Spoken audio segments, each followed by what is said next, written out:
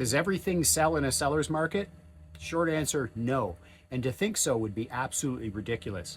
There are lots of people out there that I always hear this stuff when you're like, oh, when the market's busy, I could give my dog a pen and they could sell my house. And while that's true, it's definitely not true of every home.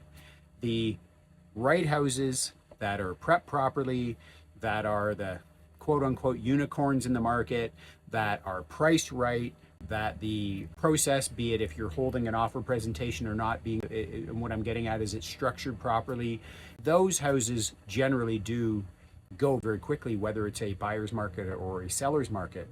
But the reality, and this is what we're stuck with in 2026, early on anyways, when I'm making this video, is that people won't pay endlessly for a house, even in a seller's market. They will not pay endlessly. There is a ceiling in which they go, yes, you see some fantastic prices, you see some big price jumps, but again, people are not going to just sign, hey, you hold the pen, I'll move the paper and give me your briefcase of cash.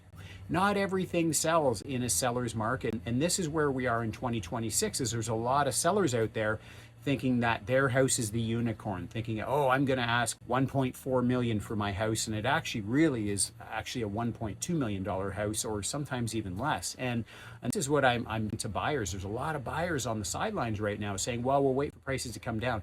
I'll tell you what it gets prices to come down is you taking the initiative to write that offer. Put a realistic number on it. The data's out there. I mean, many websites where you can get sold data. You can call your friendly real estate agent and they will give you the data. You can make your own informed decision.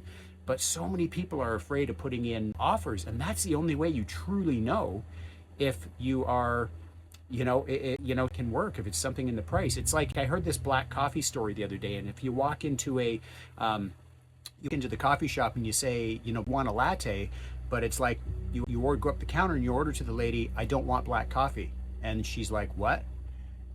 I don't want black coffee. Well, she has no fucking idea what you're saying. Well, either does that seller, right? You gotta put it on paper. You gotta put your best foot forward. You gotta show your intent. And your intent is not sitting on the couch bitching to your friends and neighbors and people online about the house of prices or the price of houses. It's the act of actually doing the offer and seeing where it goes from there.